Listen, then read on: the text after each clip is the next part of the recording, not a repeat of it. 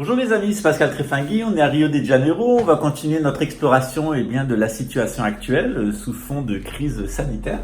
Et puis on va reprendre un petit peu ce qu'on disait sur les moutons blancs et les moutons noirs. Alors on a des moutons noirs qui nous disent les juifs, les francs-maçons, les homosexuels, les musulmans sont une menace et ils veulent nous imposer un gouvernement mondial avec un islamo-gauchisme. Ils nous prennent pour des ploucs et voilà, et tout ça c'est à cause des gnostiques qui sont derrière, et voilà. Et puis dans les vaccins, il y a des nanotechnologies qui sont là pour nous mettre sous contrôle de la 5G. Voilà, c'est toute la théorie de la conspiration. Et de l'autre côté, on a les moutons blancs qui nous disent mais non, la finance c'est bien, c'est là pour nous permettre de réaliser nos rêves dans le monde de Disney.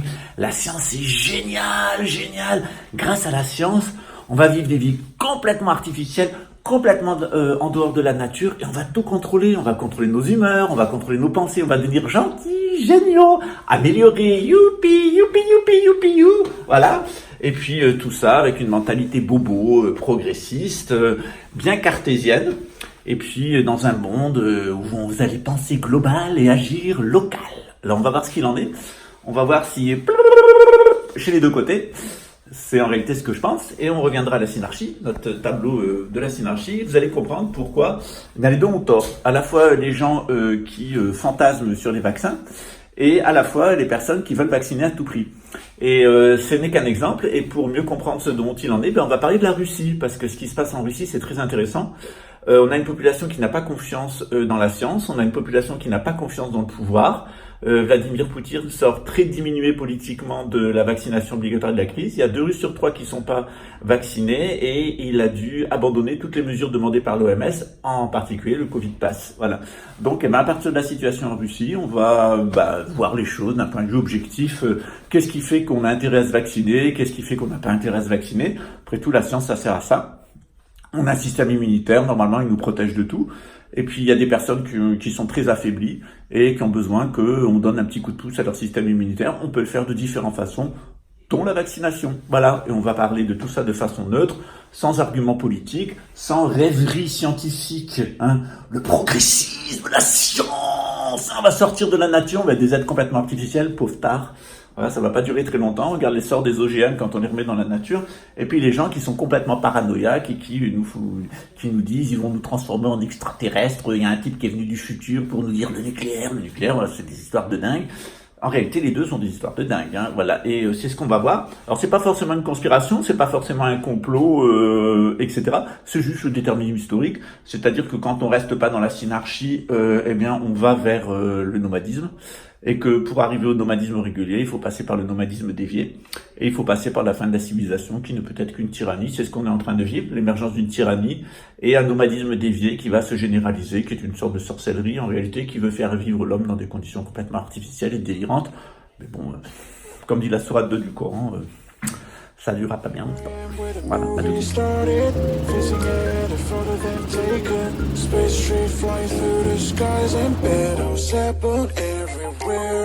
I don't need any hero to save me. I don't know why the kids always crying. I've been thinking about how the captain's ball we left in a wasted planet.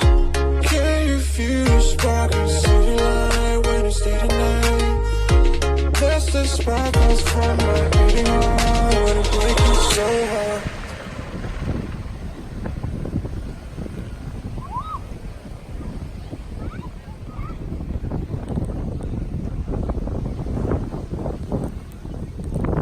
En effet, les amis, on a 2 peuples dans le monde occidental qui sont vent debout contre la vaccination obligatoire, en particulier avec des nouvelles technologies ARN messager. Ce sont les Allemands et les Russes. Alors, on va voir ce qui se passe en Allemagne. D'abord, très brièvement, les perquisitions s'enchaînent dans les milieux de la résistance à la tyrannie sanitaire.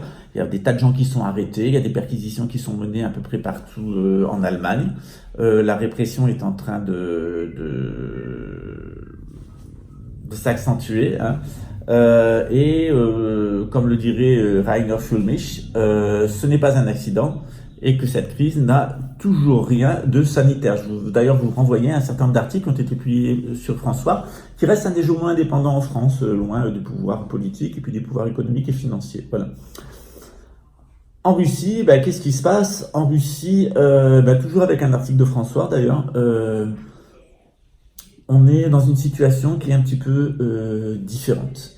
Alors si en Allemagne les perquisitions s'enchaînent contre les adversaires des mesures sanitaires, en particulier le célèbre toxicologue et pharmacologue Stefan Oketz, qui a fait plusieurs publications sur ce sujet, a fait l'objet d'une perquisition de police et une saisie. Voilà.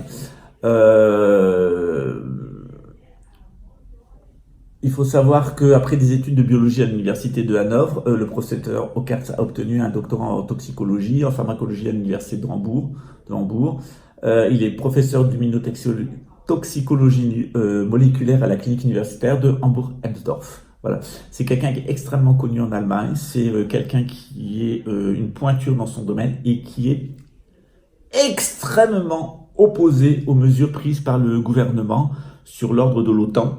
D'ailleurs souvent contre l'avis de l'OMS sur le traitement de la crise sanitaire. Voilà.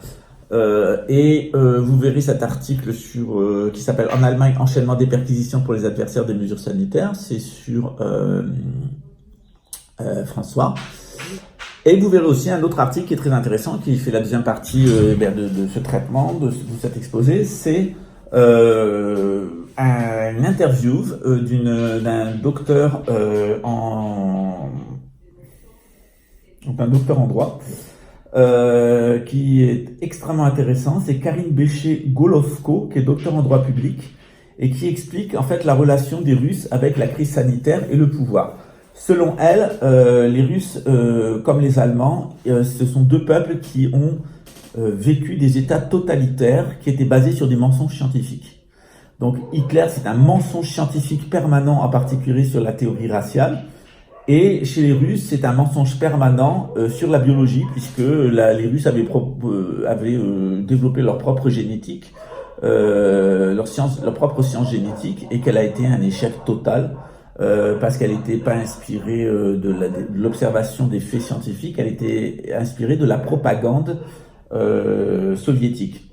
Donc, à la fois les Allemands, parce qu'ils ont connu la propagande sanitaire de l'Allemagne nazie, à la fois les Russes, parce qu'ils ont connu la propagande sanitaire de l'Union soviétique, sont les deux peuples qui sont le plus vent debout contre la propagande sanitaire du monde occidental, portée en particulier par l'OTAN. Parce que on a moins de problèmes avec l'OMS. Il faut savoir que toutes les mesures qui ont été prises en matière de traitement politique de la Covid ont été prises depuis l'OTAN. Et d'ailleurs, Emmanuel Macron n'en s'en est jamais caché, puisqu'il a dit qu'en sortant d'une réunion de l'OTAN le lundi matin, il avait eu des hallucinations mentales dans sa voiture, sans doute entre deux lignes de cocaïne, et qu'il allait reconfiner tout le monde à la fin du mois de septembre ou à la mi-octobre. Voilà. Donc, il l'avait déjà dit avant. Donc, ce que nous explique cette docteure en droit public, c'est que les Russes sont beaucoup plus attentifs, ainsi que les Allemands, parce qu'ayant connu deux régimes totalitaires complètement menteurs sur ce sujet-là, eh bien, ils n'ont plus confiance dans les autorités. Voilà.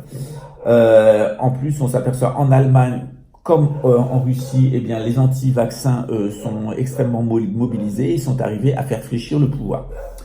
Quand on regarde la carte des pays où la vaccination est devenue obligatoire, il faut voir que c'est soit des républiques, soit des États totalitaires, soit la France, voilà, qui est au milieu des États totalitaires. Et on se demande bien, enfin non, je ne le demande pas, on sait pourquoi ce petit valet de la finance a appliqué avec une telle violence les instructions qui étaient données par l'OTAN, mais qui avant avaient été données par le forum de Davos, qui a traité du sujet, et puis tout ce qui est lié au programme de dépopulation et d'eugénisme dans lequel était impliqué le père de Bill Gates. C'est quand même dingue que les gens qui nous disent que la vaccination va sauver des gens, c'est les mêmes qui nous parlent de dépopulation. Alors, s'il y a une épidémie qui tue des millions de gens, si on est surpeuplé, laissons faire la nature. Voilà. Or, comme par hasard, les gens qui veulent nous vendre ce vaccin, c'est aussi les gens qui nous parlent de dépopulation. Donc, le doute et le manque de confiance s'installent. Alors, est-ce qu'on peut avoir confiance dans la vaccination? Oui. Est-ce qu'on peut avoir confiance dans l'État? Non. Tout simplement parce qu'il y a un réseau de corruption qui est lié au laboratoire pharmaceutique, et c'est ce qu'on va voir maintenant avec un certain nombre d'arguments scientifiques qui sont complètement neutres. Moi, j'ai pas d'intérêt dans le lobby pharmaceutique. Je suis pas non plus un ayatollah anti-vaccination. Le fait c'est que moi-même, j'ai jamais été vacciné parce que ça m'intéresse pas. J'ai un système immunitaire cérébral qui fait que j'ai découvert. J'ai un système immunitaire familial qui fait que j'ai été bercé par la synarchie. Je peux l'enseigner. Et j'ai aussi un système immunitaire familial qui fait que je viens d'une vieille famille aristocratique qui a survécu au cours de temps. De ma génération, on est 3 à porter mon nom. Donc nous, on est vraiment des survivants. On a survécu aux grandes extinctions, en particulier à 1789 et à la République française, qui était un système génocidaire. Parce que, ne vous le cachez pas, la République française a génocidé des millions de colonisés et des millions de Français. Donc les gens qui découvrent que la République française est un instrument génocidaire dirigé contre les peuples, c'est une guerre qui est dirigée contre les peuples et que l'artisan de cette guerre, c'est la République française, achetez-vous un livre d'histoire, parce que la République française est le régime le plus sanguinaire et anti-français, antisémite, anti-gnostique, homophobe et islamophobe de toute l'histoire de la France. Voilà. C'est ce que je vous expliquais sur le programme de Louis XX il y a quelques jours. Je vous le dis maintenant, ouvrez les yeux sur la nature de la République française. La République française est une organisation terroriste, instrumentalisée par la finance anglo-saxonne depuis Londres et Wall Street et la Suisse pour exterminer le peuple français de différentes manières. Et tout comme on a eu un mensonge scientifique, cette même finance a financé Hitler et puis a financé Lénine, avec leurs idéologies scientifiques, on a un système totalitaire avec une idéologie scientifique qui n'a rien de scientifique, qui est en réalité de la propagande politique. Et c'est ce qu'on va voir à la suite, toujours à partir d'un article de François. Voilà, on ne pourra pas m'accuser de voir que des sources traditionnelles, je n'ai jamais cité mes sources. Alors nous avons un excellent article sur François qui s'appelle « Les raisons pour lesquelles nous ne devons pas nous laisser intimider, nous ne pouvons plus nous laisser guider par l'avis des seuls médecins ». C'est un article qui est daté d'aujourd'hui, du 17 septembre 2021, et qui à mon avis est très intéressant, qui est une tribune que je vais vous résumer maintenant. Voilà. Alors évidemment, il y a des gens qui écriront au droit d'auteur. Peu importe, c'est une tribune, elle est sur François, elle est publique, et on peut en reprendre les arguments intellectuels sans tomber dans le plagiat. Que nous dit l'auteur?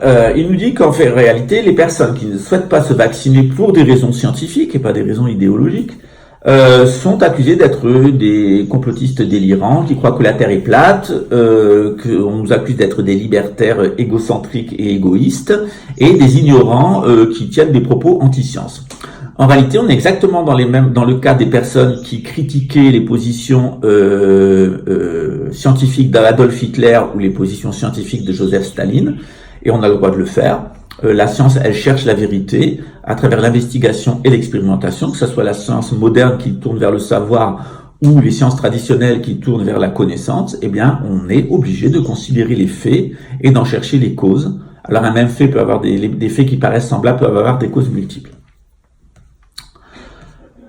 Il y a plusieurs arguments qui peuvent être invoqués pour attendre avant de se faire vacciner. Le premier argument, ou qui plaide contre une vaccination obligatoire et généralisée. Le premier argument, c'est que d'abord la vaccination contre les coronavirus, ça n'a jamais fonctionné. C'est-à-dire la vaccination contre la grippe saisonnière, ça ne marche pas. Même quand on l'étend à toutes les personnes à risque, on a quand même une super mortalité, tout simplement parce que les coronavirus, on l'a vu avec l'histoire des variants, c'est des virus qui sont tout le temps en train de muter en permanence. Donc un vaccin, il est fabriqué à partir du virus des années précédentes. Il faut environ 3 à 5 ans pour commercialiser de manière sûre un vaccin, pour qu'il y ait une autorisation de mise sur le marché. Et les vaccins au coronavirus, ils ont vraiment montré leur inefficacité au cours de ces dernières années. En particulier en 2017, on a eu en France, on est entre 5 et 60 000 morts par an de la grippe. Voilà. Principalement des personnes âgées ou des personnes qui ont des comorbidités. Voilà. Donc des personnes âgées ou des personnes qui ont des comorbidités. On a essayé de les vacciner contre la grippe saisonnière, ça ne fonctionne pas. Entre 5 et 60 000 morts selon les années. 2017, il y a eu un pic, 60 000 morts. Donc c'est plus que l'épidémie de Covid. En sachant que très certainement, dans les 40 000 cas de Covid qu'il y a eu en France en 2020, il y a très certainement eu 20 000 morts au minimum, voire 30 000 qui étaient dus à la grippe saisonnière et qui touchaient particulièrement des personnes de plus de 75 ans. Il y a 0,01% de la population qui a été touchée par la Covid, et puis sur ce chiffre-là, il y a très peu, il y a au final pas beaucoup de personnes qui sont mortes. Voilà.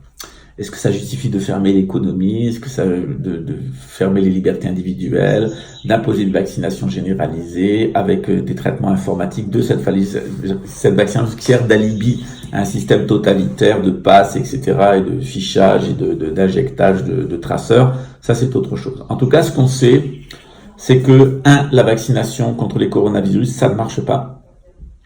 Ça ne marche pas d'autant plus qu'actuellement, les vaccins qui sont proposés sur le marché, ils n'ont qu'une mise d'autorisation sur le marché provisoire, qu'en plus, ce qui est vendu ne correspond pas, et dernièrement, un avocat français l'a montré, à cette autorisation provisoire, qui est d'ailleurs issue maintenant. Donc, on est vraiment dans des cas incroyables, qui fait que personne ne veut assumer la responsabilité de la vaccination. Vous signez un document qui dit que les laboratoires ne sont pas responsables, l'EPA n'est pas responsable, la clinique où vous allez vous faire injecter n'est pas responsable, le médecin ou l'infirmier qui vous injecte n'est pas responsable, c'est vous seul qui êtes responsable. C'est quand même dingue. On est quand même dans un système où on est des gens qui montrent qu'ils veulent échapper aux poursuites parce qu'ils savent qu'il y a un risque de poursuite et qu'ils tentent de le minimiser. Deuxième chose, la protéine Spike, qui forme la couronne caractéristique des coronavirus, des SARS-CoV-2, elle est capable de se fixer sur les parois des cellules humaines. C'est cette fixation qui permet aux symptômes de se développer. Et généralement, la protéine Spike, elle est neutralisée par le système immunitaire et le virus ne peut plus entrer dans les cellules. Voilà. Alors, ce qu'on s'est aperçu, c'est que cette protéine Spike, elle est toxique. Elle est extrêmement toxique. C'est pour ça que les vaccins ARN comme Pfizer, Moderna ou adénovirus ARN comme Pfizer et Moderna ou adénovirus comme AstraZeneca et Johnson contiennent le code génétique d'une protéine Spike légèrement modifiée.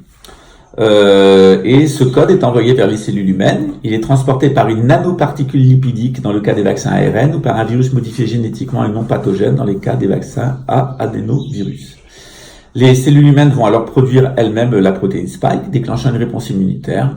Et ainsi, on sait que la personne, quand elle va être face à un système immunitaire faible, si on l'a vaccinée, quand elle va être face au coronavirus, elle va être mieux protégée, elle risque de ne pas développer des phases aiguës. Sauf que sont apparus les variants qui font que les vaccins sont inefficaces. On le voit, il y a 65% des personnes vaccinées en Israël qui sont 65% des personnes qui meurent du coronavirus en Israël sont des personnes vaccinées. Donc c'est extrêmement grave, ça prouve que ça ne marche pas. Ça ne marche pas à cause de l'apparition de variants. Après, sur la façon dont sont apparus ces variants, c'est une autre question. Le problème, comme l'a monté une étude japonaise, pour le vaccin Pfizer, c'est que les nanoparticules qui sont contenues dans le vaccin passent dans la circulation sanguine. Et une fois dans la circulation sanguine, l'ARN du vaccin va s'introduire dans les cellules de la paroi des capillaires sanguins qui vont fabriquer la protéine Spike. La protéine va alors se fixer sur la paroi des cellules au lieu de circuler dans le plasma sanguin, car l'ARN qui la code a été modifié pour lui donner cette propriété. Hélas, ça a conduit à un emballement du système immunitaire et à la formation de caillots de sang, à des myocardies et de toutes les pathologies qu'on voit apparaître, à tel point que le gouvernement refuse de publier les chiffres sur les décès liés à la vaccination dans les 28 jours. Donc on a les chiffres au moment de la vaccination et dans les 3 jours qui suivent, mais le gouvernement refuse de publier les chiffres sur la morbidité liée à la vaccination dans les 28 premiers jours. Alors ça, c'est extrêmement grave. Il y a des études qui ont été menées, notamment par le professeur Batki en Allemagne et le professeur Hofe au Canada, qui ont montré que 60% des personnes vaccinées ont un taux anormalement élevé de microcaillots sanguins dans leur sang après la vaccination, que ça peut produire des accidents vasculaires cérébraux. Ça peut provoquer des phlébites et d'autres pathologies.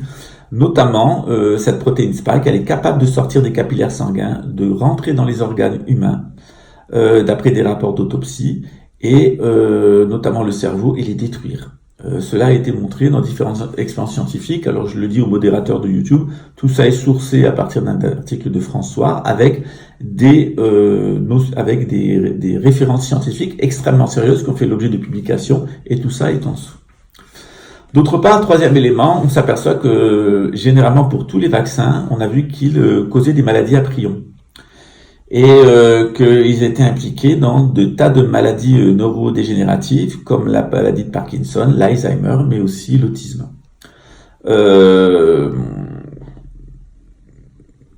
Selon Nefes et Knight, donc c'est une étude de 2021, on s'est aperçu que la protéine spike des vaccins, la protéine modifiée, donc OGM, pourrait la conduire à se comporter comme un prion. Le biologiste Luc Montagnier, qui est prix Nobel de médecine, a évoqué ce risque, ainsi que Clemson en 2021, et qu'on montrait que les patients vaccinés avec AstraZeneca au Royaume-Uni sont 2,6 fois plus touchés par la maladie de Parkinson, qui est une maladie à prions, que ceux qui sont vaccinés avec le vaccin Pfizer. Donc on est vraiment dans une expérimentation à ciel ouvert, avec des médicaments, avec des produits pharmaceutiques qui n'ont pas d'autorisation de mise sur le marché définitive, dont les produits ne correspondent pas à l'autorisation de mise sur le marché provisoire, et en plus, on est dans des décharges permanentes où personne ne veut assumer la responsabilité de ce qui se passe. Quatrièmement, on s'est aperçu que la protéine spike OGM, génétiquement modifiée dans le cadre des vaccins ARN messagers, provoquait des maladies auto-immunes. Ça a été mis en évidence par un certain nombre de recherches scientifiques qui ont fait l'objet de publications et qui ont été validées par les grands journaux scientifiques.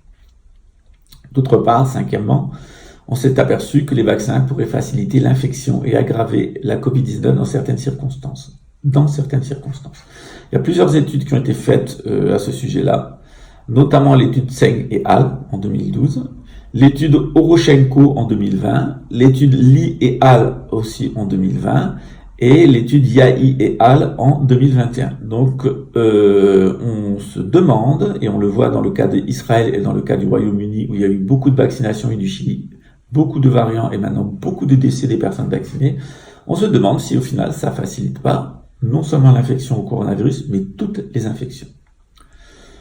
D'autre part, on a un sérieux problème, sixièmement, c'est que le code génétique de la protéine spike contenu dans les vaccins pourrait s'intégrer au génome humain. C'est ce qu'a montré l'étude Zhang et al. En 2021. Donc les laboratoires pharmaceutiques qui veulent pas assumer de responsabilité nous ont dit que non. C'est la position officielle des laboratoires pharmaceutiques, mais des études comme celle de Zhang et de Pérez, de Zhang d'un côté et de Pérez de l'autre en 2021, ont montré que non, on pouvait avoir des modifications du génome humain à cause, pas chez tout le monde, mais à cause de l'injection de la protéine spike génétiquement modifiée. Septièmement, les systèmes de pharmacovigilance, et je viens d'y faire référence en France, enregistrent de nombreux cas de décès et d'effets secondaires suite aux vaccinations. Donc on a déjà 11 500 décès en Europe suite à la vaccination. 200 000 personnes ont subi des effets secondaires graves. Et on a environ 12 millions de personnes qui ont des effets secondaires légers. On a 23 000 décès aux États-Unis, tels que déclarés par le gouvernement américain. Notamment la base de données VAERS. Actuellement, on a un travail de falsification des chiffres où les gouvernements ne veulent plus, qui ont les mains dans le porte-monnaie, parce qu'en réalité, on l'a vu, des liens entre Emmanuel Macron, fondé de pouvoir d'Amand Rothschild, et un grand laboratoire pharmaceutique qui produit des vaccins.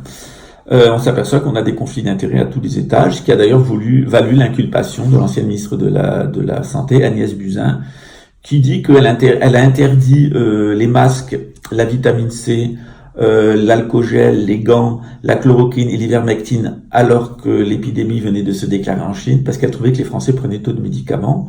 Donc on est dans un foutage de gueule, et ces liens avec l'industrie pharmaceutique ont été démontrés, et en particulier avec le laboratoire P4, elle et son mari avec le laboratoire P4 chinois de Rouen.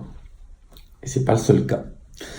Pour Monsieur Fauci aussi, qui a été le grand expert mondial du coronavirus, en réalité, il est comme Al Gore et son film sur le changement climatique. En réalité, il était le créateur avec Barack Obama d'une bourse d'échange des droits de polluer, des droits d'émettre du CO2.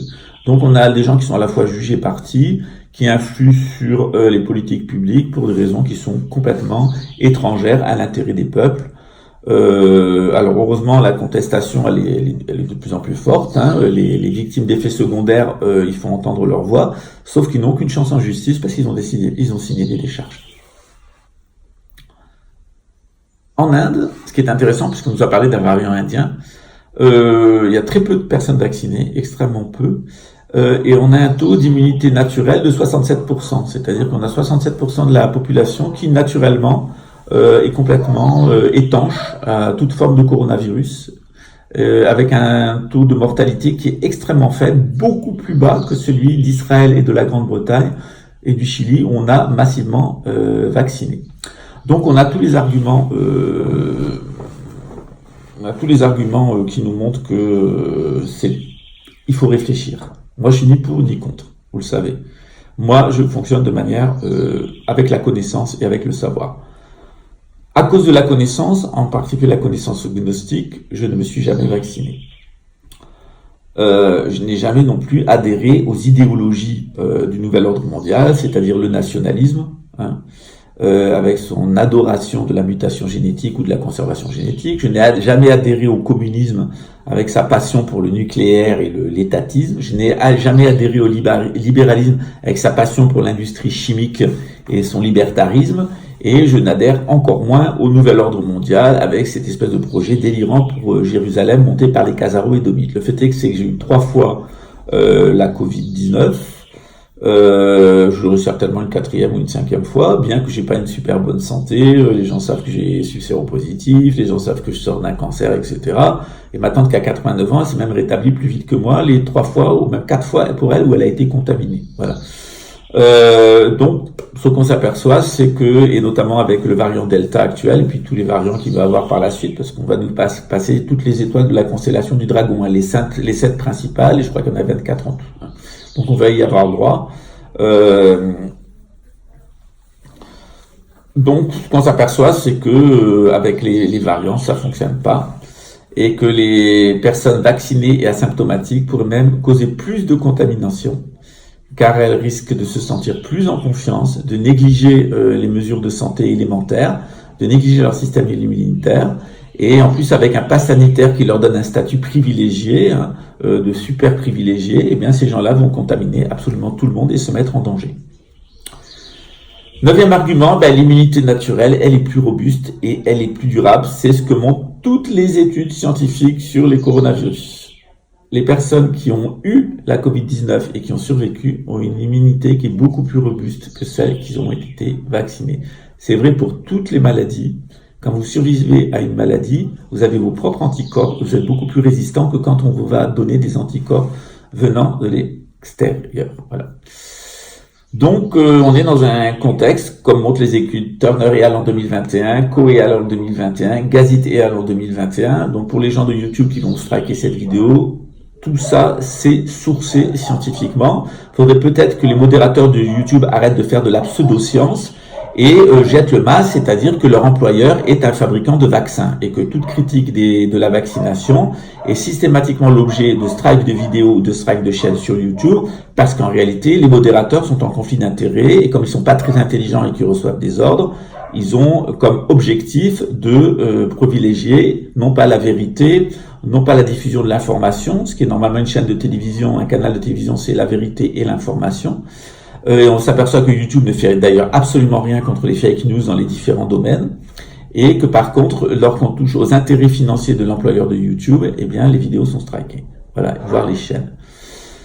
Voilà. Donc on s'aperçoit qu'en plus,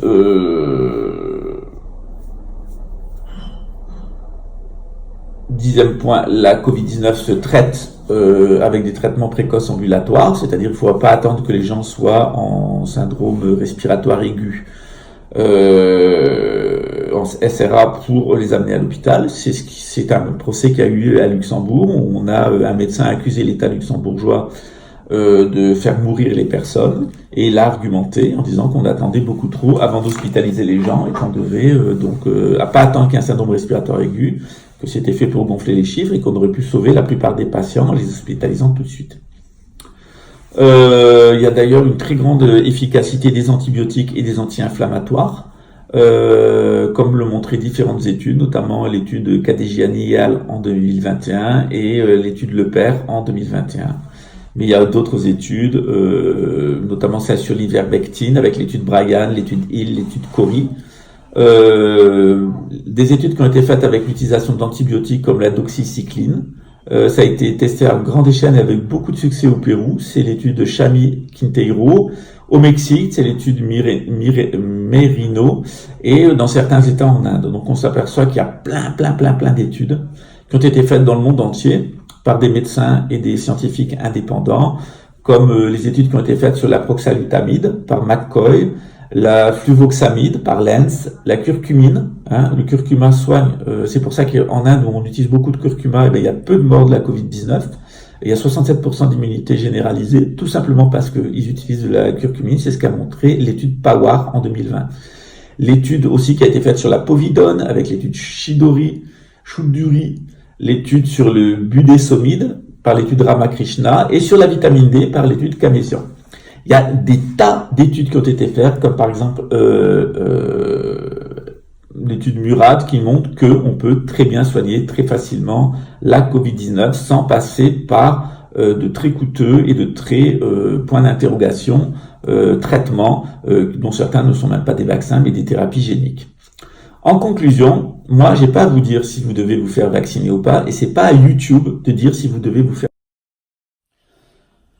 Moi, ce que je vous invite, c'est à mener votre réflexion, à vous documenter et en privilégiant les publications scientifiques, les médecins et les chercheurs actifs sur les réseaux sociaux et qui se trouvent en première ligne, comme par exemple le professeur Raoult, et ne pas vous laisser piéger par les fausses nouvelles financés par l'industrie du médicament dans les médias classiques qui sont de plus en plus inféodés par le système de la publicité aux laboratoires pharmaceutiques. Voilà. Tous les commentaires sur l'avantage de la vaccination, ils partent du postulat qu'il n'y a pas d'alternative, c'est-à-dire où on fait rien, où on se vaccine. Mais ça, c'est absolument faux. Toutes ces études scientifiques, elles le montrent. Toutes les expériences scientifiques, les études qui ont été faites, si on se place du point de vue de la science et du progressisme. Moi, je me place du point de vue de la synarchie. Et je peux vous assurer que parce que je me place du point de vue de la synarchie et parce que j'ai un système immunitaire psychologique, eh bien, je ne me ferai jamais vacciner à quoi que ce soit. Et d'ailleurs, les mesures de discrimination pour l'accès aux services et aux biens qui seraient conditionnés à la vaccination ou non sont parfaitement immoraux, sont parfaitement illégaux et sont réprouvés par la majorité des peuples dans le monde, et en particulier deux peuples qui nous intéressent, c'est-à-dire les Allemands et les Russes. Et moi, je suis toujours attentif aux réactions des Allemands et je suis toujours attentif aux réactions des Russes, parce que c'est ces deux peuples qui ont traversé des régimes totalitaires qui étaient menteurs d'un point de vue scientifique et qui étaient financés par Wall Street et la City of London. Or, actuellement, on a un pouvoir criminel qui est l'OTAN et qui est financé par Wall Street et la City of London et qui nous sert une soupe pseudo-scientifique qui n'illusionnera que les idiots du village ou les gens qui ont des intérêts financiers dans ce secteur-là. Voilà. Je ne sais pas si je vais mettre cette vidéo en ligne parce que ça pourrait faire striker ma chaîne. Je pense la mettre sur une autre chaîne pour que ça soit un petit peu moins risqué. Et donc, je vous donnais simplement le lien sur YouTube pour aller voir cette vidéo. Voilà, je vous remercie et puis je vous dis à très bientôt.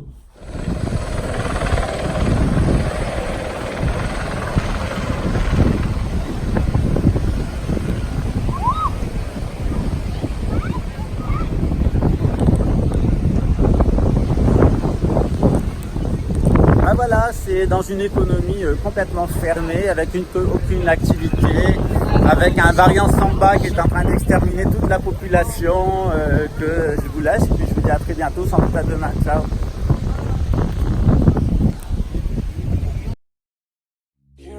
Where the movie started, facing at a photo they've taken. Space tree flying through the skies and battles happen everywhere.